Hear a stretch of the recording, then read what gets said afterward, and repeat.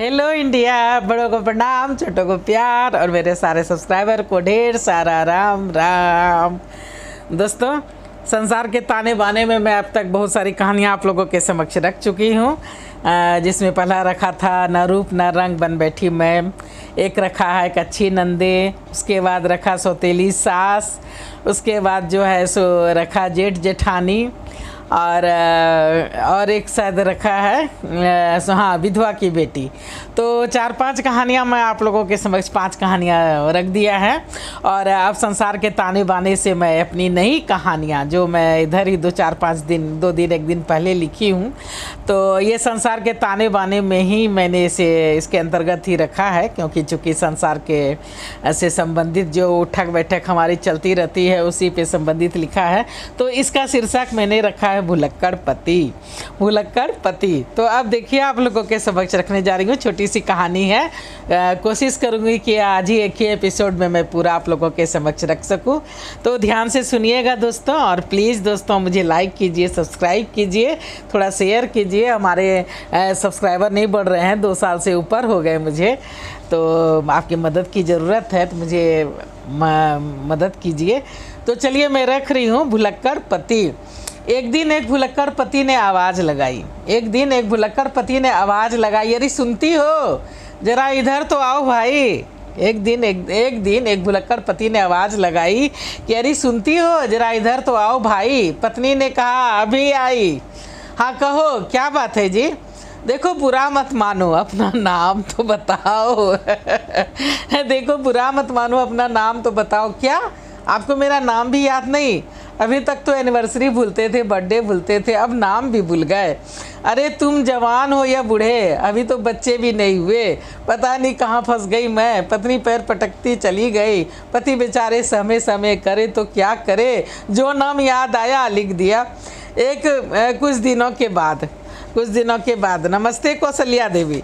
कुछ दिनों के बाद नमस्ते कौशल्या देवी। कौशल्या देवी? मैं कौशल्या देवी नहीं हूँ, डाकिया चकराया। पर पता तो यहीं का है लिखा। क्या दिखाइए तो। हाँ पता तो सही है, दे दीजिए। शाम में जब भुलक्कड़ साहब घर आए तो पत्नी ने जोर से कहा, मोहन चाय बनाऊँ क्या? सुन रहे हो? कोई जवाब नहीं पाके बेडरूम में गई। देखा पतिदेव जो है सो फोन पे लगे पड़े हैं। उसने फिर कहा कि मोहन चाय पियोगे क्या? मोहन? कौन मोहन? तुम और कौन? क्या मेरा नाम मोहन है? मैं तो अब तक रमेश समझता था। क्या? पत्नी चौंकी। तो तुम्हें अपना नाम याद रहता है, बस मेरा ही नाम भूल जाते हो क्या? हाँ, ये कौशल्या कौन है? उसके नाम पे कागज़ आया है। कागज़ देखने के बाद, अरे ये तो उसी एफडी का कागज़ है जो मैंने तुम्हारे नाम पे करवाए थे, पर अब नाम जो है सो बदलवाना पड़ेगा, सारी गलती तुम्हारी है। उस दिन अगर नाम बता दिया होता तो ये दिक्कत नहीं होती। खैर आज बता दूंगी तुम्हारा नाम क्या है, तो कल जाके मैं बैंक में जो है इससे ठीक करवा दूंगा। सुनीता झल्लाते हुए निकल गई। मैं पागल हो जाऊंगी इस इंसान के साथ। वहाँ से निकल गई। दूसरे दिन बैंक के बाहर सुनीता ने देखा कि उसका पति जो है सो किसी औरत से बातें कर रहा है। वो उधर लगी। आप यहाँ क्या कर रहे हैं? तो उसके भुलक्कड़ पति उसको देख के बोलते हैं कि अरे बहन जी, जरा मेरी पत्नी को समझाइए कि मेरे साथ अंदर चले, इनका नाम हमको लिखवाना है। तो दूसरी औरत जो थी वो बोलती मैं परेशान हो गई हूँ इनसे, अपना नाम क्या बता दिया, ये तो मेरे पीछे पड़ गए। आप जाइए, इन्हें भूलने की बीमारी है, मैं इनकी पत्नी हूँ। बाप रे बाप, कैसे संभालती हैं आप। सुनीता रमेश को लेकर अंदर गई। जल्दी जल्दी काम निपटाया और घर की ओर जाते हुए, ऑफिस का पता याद है आपको कि वहाँ भी छोड़ना पड़ेगा? नहीं वो याद है, चला जाऊँगा। भुलक्कड़ पति बोलते हैं कि नहीं, वो जो पता है ऑफिस का जो याद है, तो वहाँ मैं चला जाऊँगा। घर पे आके सुनीता जो है सुधम से बैठ गई। बाप रे, अभी तो जवान है तब ये हाल है, बुढ़ापा इनके साथ कैसे कटेगा। ये किससे के प्यार में मैं पागल हो गई थी, अब कैसे निभाऊंगी। सुनीता के आंसू निकल गए। आखिर ये बीमारी रमेश की जाएगी भी या नहीं। वो अपने ही सोच में डूबी हुई थी कि दरवाज़ा खटखटाने की आवाज़ से चौंकी। खोला तो दंग रह गई। आप? हाँ, अरे बहन जी आप भी इसी ऑफिस में काम करती है, ये दरवाज़ा अंदर से बंद क्यों था और सारे स्टाफ कहाँ हैं, मेरा केबिन कौन सा है? ये भगवान, सुनीता दम से बैठ गई। तो ये जनाब घर को ऑफिस समझ करके वापस आ गए हैं, उसके भुलक्कड़ पति जो है सो ऑफिस को, घर को ऑफिस समझ करके वापस आ गए थे। समय की नाजुकता को समझते हुए उसने चुप रहना ही बेहतर समझा। रमेश अपने कमरे में चला गया, तभी फ़ोन बज उठा। हेलो भाभी, मैं दीपक बोल रहा हूँ। रमेश अभी तक ऑफिस नहीं पहुँचा, वो घर को ऑफिस समझ करके वापस आ गए हैं। थैंक गॉड, मैं घबरा गया था। आप उसे आराम करने दें, मैं बॉस को संभाल लूँगा। हाँ ठीक है। ये गजनी साहब से कैसे जीतूँ भगवान, दिन प्रतिदिन इनके भूलने की आदत बढ़ती जा रही है। वो तो आपका दिया बहुत कुछ है, वरना इनके भूलने की आदत और तनख्वाह कटते रहने से दिक्कत काफ़ी हो जाती। पर जल्दी ही अगर सब ठीक नहीं हुआ तो काफ़ी मुश्किल में पड़ जाऊंगी।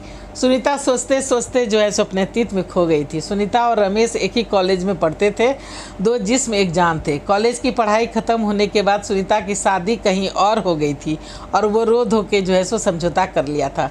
3 बहन की सबसे छोटी बहन लाडली बेटी थी, वो लाडली बहन थी, पर किसी ने भी उसकी नहीं सुनी थी, क्योंकि वो कहाँ ब्राह्मण और कहाँ रमेश उससे छोटी जात का लड़का।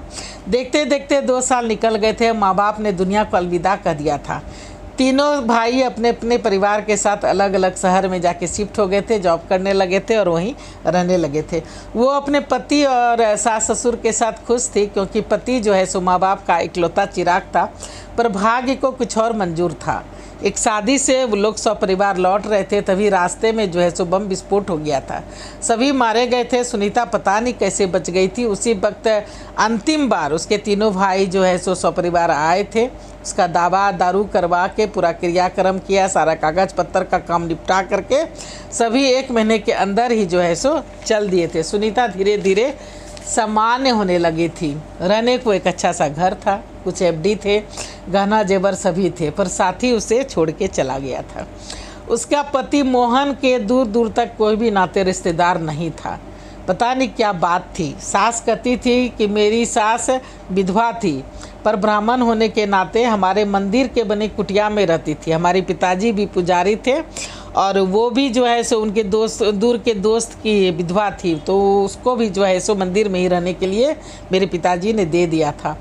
तो इस तरह से हम भी जो है सो काफ़ी मांगने चांगने पे हुए थे। सो हम सभी साथ रहते खेलते कूदते जो है सो पढ़ लिख करके बड़े हुए थे, और मंदिर का परिसर ही हमारा घर था। बाद में मोहन के पिता ने नौकरी की, तब ये घर बना। पिताजी जब तक जिए मंदिर में ही ठाकुर जी की सेवा की। हाँ, दोनों माता जो है सो हमारे साथ रहती थी। धीरे धीरे वो भी चल बसी।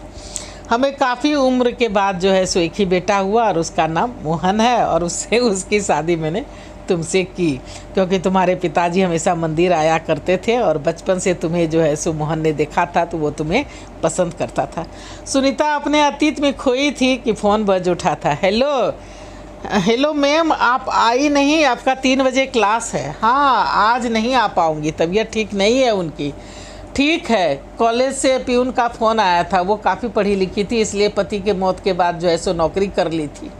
वो फिर से अतीत में खो गई थी। एक दिन वो बाज़ार में कहीं जा रही थी कि तभी दीपक उससे टकरा गया था। सॉरी मैम, कोई बात नहीं। अरे सुनीता, तुम पहचाना नहीं? मैं दीपक हूँ, हम लोग साथ में इकट्ठे जो कॉलेज में पढ़े लिखे हैं। अरे हाँ, कैसे हो? ठीक हूँ, तुम अपनी सुनाओ। क्या सुनाऊँ? एक बम विस्फोट में सास ससुर और पति को खो चुकी हूँ, अकेली हूँ। कॉलेज ज्वाइन कर लिया है, जैसे तैसे वक्त कट रहा है। तुम सुनाओ, शादी की? हाँ, 2 बेटे हैं जुड़वा।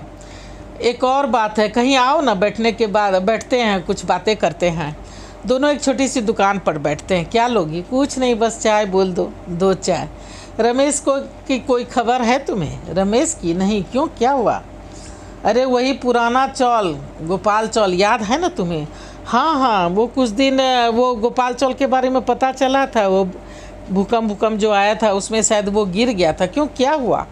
अरे तुम्हें नहीं पता? उसी पुराना गोपाल चौल के 3 मंजिले पे ही तो रमेश रहता था। भूकंप में गिर गया, सभी दब के मर गए। उसके परिवार में कोई नहीं बचा। वो खुद 3 दिन तक पता नहीं कैसे ज़मीन के नीचे दबा रहा, जिंदा रहा। बाद में उसके चाचा चाची उसे ले गए। धीरे धीरे जब वो ठीक हुआ और तो उसे भूलने की बीमारी लग गई। मतलब उसे कुछ भी याद नहीं है, नहीं याद रहता है फिर भूल जाता है। चाचा चाची ने उसके सारे कागजात पे उसे दस्तखत करा लिए, उसके सारे संपत्ति प्रॉपर्टी हथियार लिए और उसे जो है सो ट्रेन पर बिठा दिया था। संजोग से मैं उसी ट्रेन से जो है सो आ रहा था, तो वो मैं उसे मिला, उसके बारे में सब पता चला, तो मैं उसे अपना घर ले आया और उसके सारे कागज़ पत्तर जो है सो दौड़ धूप करके निकलवाए। अब वो ठीक है, नौकरी कर रहा है, कभी होगा तो घर तुम्हारे लेके आऊँगा। तुम्हारी पत्नी बहुत अच्छी है, उसके देखरेख में मदद की। अरे वही शीला से शादी की है मैंने, वो भी तो दोस्त थी ना हमारी, हम लोग के ग्रुप में ही थी, याद नहीं है तुम्हें? अरे हाँ याद है। ठीक है, कभी आओ घर पे, फिर मिलते जुलते नए पुराने किस्से सुनते, कहते, घूमते फिरते। आखिर एक दिन जो है सो सुनीता ने रमेश से शादी कर ली थी। उसका पूरा परिवार उसके खिलाफ हो गया था कि जिस रमेश से उसने पहले शादी नहीं करने दिया था परिवार, और उसके बाद वो फिर से शादी कर ली थी, तो सभी उसके खिलाफ हो गए थे। तीनों भाइयों ने जो है सो उससे रिश्ता बिल्कुल तोड़ दिया था। अब जो है सो दीपक, रमेश, दीपक और दीपक का जो है सो परिवार, शीला और उसके 2 बच्चे, बस यही उसका घर परिवार और नाते रिश्तेदार था। शहर भले बड़ा था पर अनजाना नहीं था। सुनीता के पिताजी ने पूरे 32 साल यहीं के सरकारी स्कूल में मास्टरी की थी। तीनों बेटों को पढ़ाया लिखाया, सभी अच्छे अच्छे जॉब पर लग गए थे। बाद में सुनीता की पढ़ाई ख़त्म हो जाने के बाद उसकी शादी जो है सो यहीं मंदिर में स्थित पुजारी के जो है सो पुजारी के दोस्त का बेटा और उसकी बेटी से जन्मे पुत्र मोहन से जो है सो हो गई थी। 4 बच्चों की जिम्मेदारी होने के कारण मास्टर दीनानाथ ने जो है सो पूरी ज़िंदगी भाड़े के घर पे ही बिताई थी। बाद में सारी जिम्मेदारियों को निभा कर वो रिटायर होकर के जो है सो अपनी पत्नी के साथ गांव लौट गए थे। गांव में एक अच्छा सा मकान, कुछ खेती बाड़ी और सरकारी पेंशन था। और क्या चाहिए जीने के लिए? वैसे भी ज़िंदगी तो उनकी कुछ ही दिन बची हुई थी, 2 साल के अंदर ही जो है सो दोनों चल बसे थे।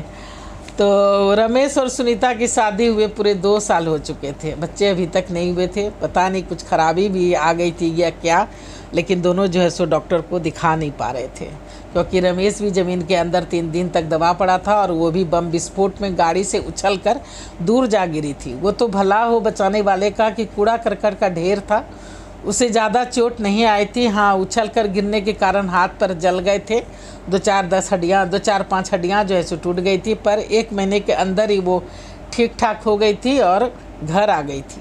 एक नौकर एक दाई के भरोसे उसे छोड़कर उसके भैया भाभी सभी चले गए थे। सही भी था, आखिर कोई भी अपना काम धंधा छोड़कर कितना दिन किसी के साथ रहे। उसे पूरी तरह से ठीक होने में जो है सो 6 महीने लग गए थे। काफ़ी जमा पूंजी जो है सो ख़त्म हो चुके थे इन सारे कामों में, इसलिए उसने जो है सो काम ढूंढना शुरू कर दिया था। और मोहन के पिताजी और मोहन दोनों तो एक ही फैक्ट्री में काम करते थे, पर सुनीता को पढ़ने पढ़ाने का शौक़ था, इसलिए जिस कॉलेज से उसने जो है सो पास आउट किया था उसी में जो है सो नौकरी ज्वाइन कर लिया था। लेकिन जॉब अभी उसकी पक्की नहीं हुई थी, इसलिए क्लास ज़्यादा नहीं लेने से उसकी तनख्वाह जो है सो कट जाती थी। तो और इधर रमेश भी जो है सो उसका भी तनख्वाह कटते रहता था, तबीयत खराब रहता था। तो दीपक ने भी रमेश को कह सुन कर के कोरियर कंपनी में काम लगवाया था। वो कंपनी भी उसी के सीनियर दोस्त की थी, उसका नाम विक्रम था। विक्रम ने भी अपने परिवार को उसी मंजिल के ढेर में दफन होते हुए देखा था, इसलिए रमेश पे उसे तरस आ गया था और सभी दोस्तों ने मिल कर के जो है सो उसकी मदद की थी। विक्रम ने अपने आप को बचाने में, अपने आप को बनाने में झोंक दिया था। वो दीपक और रमेश से 2 साल सीनियर था, पर दोस्ती अच्छी थी। रमेश वैसे तो ठीक रहता, थोड़ा चुपचाप रहता, घर से ऑफिस से घर आता। सुनीता जो कहती एक अच्छे बच्चे की तरह सुनता करता, पर जब उसे ये दौरे पड़ते तब उसे संभालना मुश्किल हो जाता। कभी कभी वो 2-3 दिन तक गायब हो जाता, मिलता ही नहीं, सभी ढूंढ के थक जाते। तो कभी कभी वो कोई छोटा मोटा एक्सीडेंट कर बैठता। इन सब बातों को ध्यान में रखते हुए सुनीता ने अब डिसीजन लिया था कि उन दिनों वो रमेश का ज़्यादा ध्यान रखेगी। इसलिए वो कॉलेज से जब ऐसा समय आता था, जब उसको ऐसे दौरा पड़ता था 8 दिन 10 दिन का, तो वो जो है सो कॉलेज से छुट्टी ले लेती थी और रमेश को जो है सो लेके हॉस्पिटल चली जाती थी और हॉस्पिटल में ही उसके साथ रहती थी। तो इसलिए जो है सो उसे छुट्टी ले लेती थी और उसके साथ रहती थी। पर अब इन सब बातों से उसका मन जो है सो उबने लगा था। जिस पहले प्यार को खो देने के बाद दोबारा पाने की जो खुशी उसे हुई थी, वो धीरे धीरे लुप्त होने लगी थी। जिंदगी उसे बोर लगने लगी थी, पर भाग्य का लिखा भला मिटाए मिटता है जो मिटेगा, यही सोचकर वो जिए जा रही थी। वो अपने में ही खोई थी कि रमेश की आवाज़ सुन चौंक पड़ी। कौशल्या, खाना दो ना, भूख लगी है। वो झुंझला उठी। सुनीता हूँ मैं, तुम्हारी पत्नी, कौशल्या नहीं हूँ। कोई बात नहीं, जो भी हो खाना दे दो। सुनीता ने जैसे तैसे खुद को संभाला, उसे खाना दिया। फिर शाम में जो है सो उसे ले करके हॉस्पिटल चली गई। समझ गई कि अब इसका जो है सो स्थिति धीरे धीरे ख़राब होता चला जाता है, तो उसको संभालना मुश्किल हो जाता था। तो वो उसे ले करके अस्पताल चलेगी और 10 दिन तक जो है सो वहीं अस्पताल में उसको भर्ती रखी और उसकी देख रेख जो है सो अच्छी तरह से वहाँ हो जाती थी, तो वो वहाँ रह रही थी। डॉक्टर भी समझ नहीं पा रहे थे कि बीमारी ये कैसी है। सारे जांच पड़ताल कर कर के वो लोग बार बार थक गए थे। बस इतना ही जान पाए थे कि 3 दिन तक ज़मीन में दबे रहने के कारण जो है सो कुछ नस में जो है सो ऑक्सीजन की कमी के कारण कुछ नसें जो है सो सूख गई थी और कुछ जो है सो आपस में उलझ गई है। इसलिए जब तक ये उलझन नहीं हटती सब कुछ ठीक होना मुश्किल था। ऑपरेशन काफ़ी रिस्की था, बचने की कोई उम्मीद नहीं थी, बिल्कुल ना के बराबर थी। इसलिए डॉक्टर जो है सो उस रिस्क नहीं ले रहे थे। इसलिए मरता क्या ना करता, सारे नाते रिश्ते तो टूट चुके थे। ले देखिए, एक रमेश और एक दीपक का परिवार, यही तो उसका परिवार था। यही सोच करके भाग्य का लिखा समझ करके जो है सो सुनीता जैसे तैसे दिन काट रही थी। समय ना ही किसी के लिए रुका है और ना ही रुकेगा। देखते देखते जो है सो 6 महीने बीत गए थे। तभी एक दिन कॉलेज में सुनीता क्लास ले रही थी, तभी फ़ोन की घंटी बज उठती है। हेलो सुनीता, जल्दी से हॉस्पिटल आ जाओ, रमेश सीढ़ी से गिर गया है। क्या? वो दौड़ती भागती अस्पताल पहुंची। पूरे 6 दिन तक जो है सो रमेश को होश नहीं आया था। 6-7 दिन तक वो रमेश को होश नहीं आया था। वो हाथ पर उसके टूट गए थे, माथों पे ढेरों खून रिस आया था, काफ़ी स्टिचें पड़ी थी। पर जब उसे होश आया 1 सप्ताह के बाद तो चमत्कार हो गया था। वो धीरे धीरे उसे सब कुछ याद आने लगा और वो धीरे धीरे बिल्कुल ठीक हो गया। डॉक्टर भी हैरान थे, शायद ब्लड निकलने के कारण या ऑक्सीजन पर लगातार 1 सप्ताह रहने के कारण, जो कुछ भी वजह हो, पर इस बार जो है सो रिपोर्ट उसके बिल्कुल नॉर्मल निकले थे। सारे नसें जो है सो उसके उलझे हुए जो थे वो ठीक हो गए थे। ये प्रभु की कृपा थी। और रमेश जो है सो धीरे धीरे ठीक हो गया था। बस हाथ पर जो उसका टूट गया था वो प्लास्टर सिर्फ लगा था और 3 महीने के बाद जो है सो उसके प्लास्टर भी कट गए थे। अब वो अपने पैर पे खड़ा हो गया था। धीरे धीरे सब सामान्य हो गया था। सुनीता और उसके भुलक्कड़ पति जो है सो अपने अपने कामों में जुट गए थे और कामों पे ध्यान देने लगे थे। अब जब कभी भी रमेश भूलने की नाटक करता तो सुनीता घबरा उठती थी। उसकी घबराहट देख करके सभी खूब हंसते, पर भुलक्कड़ पति का लेवल जो है सो रमेश पर इस तरह से चढ़ चुका था कि वो उतरे ना उतरता था। उसे बुरा नहीं लगता था इस बात का। वो हंस करके बस यही कहता कि ख़राब वक्त में जिस दोस्त ने मेरा साथ दिया वही मेरा सच्चा मित्र है, और अच्छा हुआ जो मुझे ये बीमारी लगी, कम से कम मुझे मेरी सुनीता वो वापस तो मिल गई। तो चलिए दोस्तों, ये मैंने जो है सो संसार के ताने बाने की नई कहानियाँ जो आज 1-2 रोज़ पहले मैंने लिखा है वो मैं आप लोगों के समक्ष रखा है। एक भुलक्कड़ पति, तो देखिए कैसा लगता है। तो इसे लाइक कीजिए, सब्सक्राइब कीजिए। और अब जो है सो मैं अपनी वाणी को यहीं पे विराम देना चाहूँगी। जय भोलेनाथ, हर हर महादेव। प्लीज़ मेरी मदद कीजिए। हर हर महादेव।